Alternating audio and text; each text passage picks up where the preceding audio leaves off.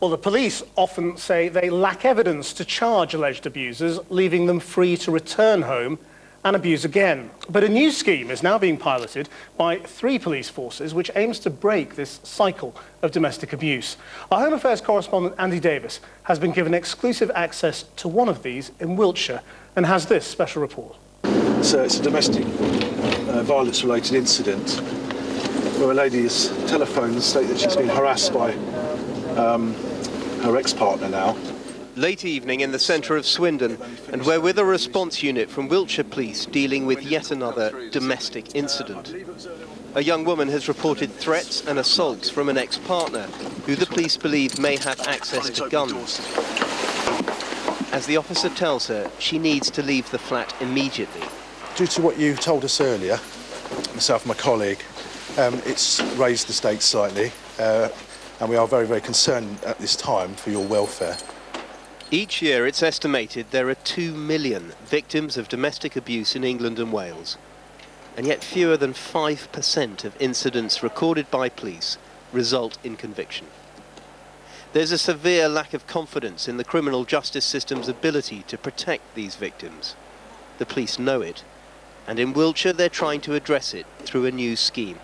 It remains a huge challenge for the police in this country to persuade many victims of domestic violence that their interventions can help, that they don't just risk further inflaming an already volatile situation with officers having to walk away due to lack of evidence.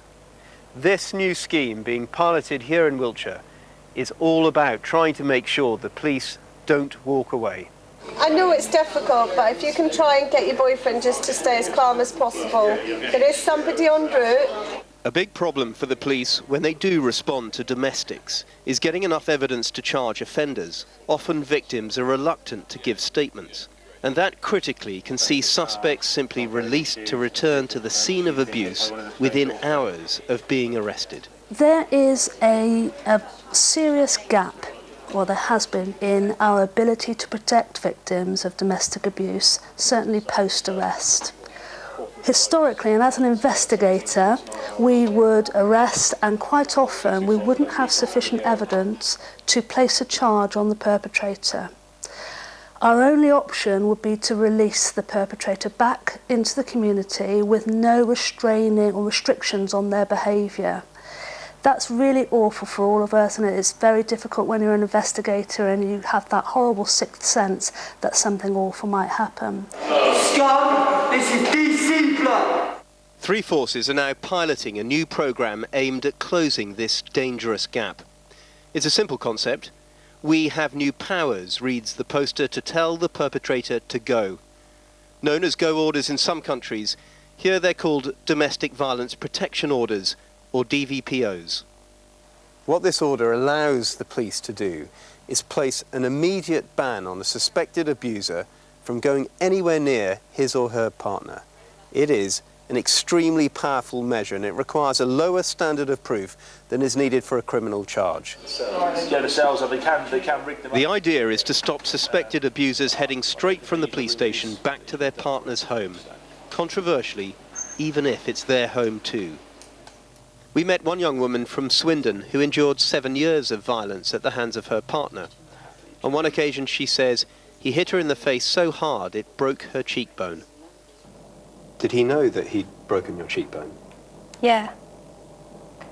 There was a big crack when he hit me, and it just instantly swelled up, and I couldn't see out my eye either. And the only thing he said next day was, "Does it hurt?" And that was it. Was it always with his fist that he hit you? Fists or elbow. Can you tell me how he would attack you with his elbow? I'd be sat next to him on the sofa and he'd just like hit backwards with his elbow. So basically you're sitting there and he'd hit back with his elbow like that, straight into your face? Yeah. Without any warning? Yeah. Last year, after yet another assault, she went to the police. He was cautioned. He was also served with a DVPO banning him from the couple's home for 14 days. By day 13, Sophie had found a new home for her and her children and ended the relationship.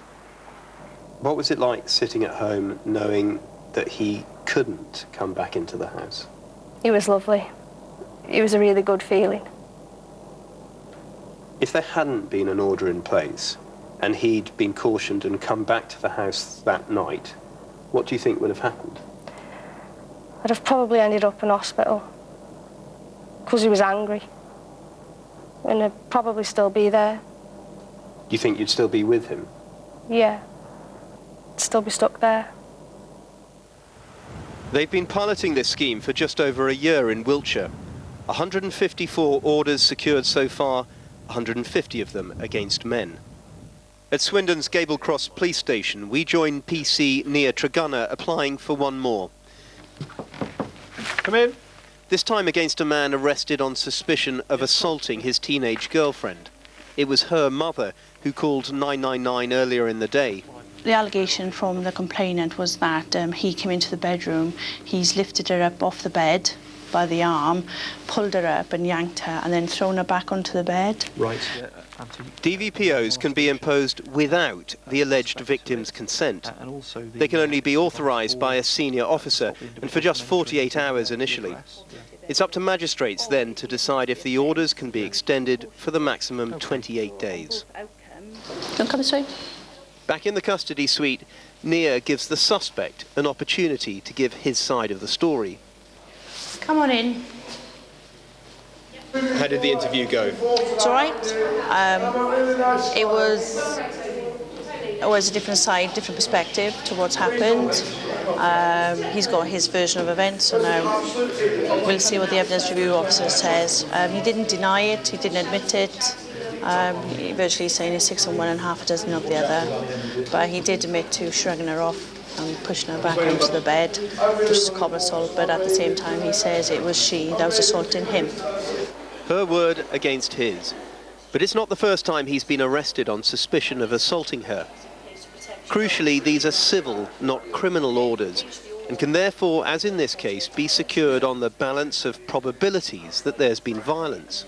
If you breach the order, the onus is on you not to breach it, not on her, it's on you. And if you breach it, you are liable to arrest and he will come back. This suspect doesn't live with his partner, but he's handed an immediate ban from having any contact with her. If he breaches it, he could face a prison sentence of up to 6 months. Yeah, I'm just giving you a call in relation to the incident last night. But the following morning, a detective from the domestic abuse unit calls the man's girlfriend. Have you had any contact with him since he's been released from custody? The teenager is referred to a domestic violence advisor. Then, the next day, her partner, whilst not charged with any offence, has his banning order extended to 14 days by magistrates. It's sufficient, but is it all a little too easy for the police to impose these exacting sanctions on the basis often of just allegations? You would concede it's a very draconian measure. Well, I wouldn't. I think that... What, removing someone immediately from their home, away from their children, based on allegations and not proven criminal evidence? I would say that I would put trust in the attending officer who's actually gone and they've spoken to the victim, they've seen the circumstances, they've seen the injuries, the damage to the house, the traumatised children. For them to make that application, I put my trust in their professional judgment that they think that to actually remove the perpetrator is the right course of action.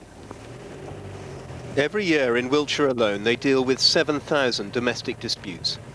With this scheme, they're trying to send out a message to those being abused. The police can protect you. But for a criminal justice system which has failed so often in the past to protect victims of domestic violence, they have some convincing to do. As does the government, which has yet to explain how, if this scheme is rolled out nationally, it will fund the inevitable extra counselling services needed once the police have gone.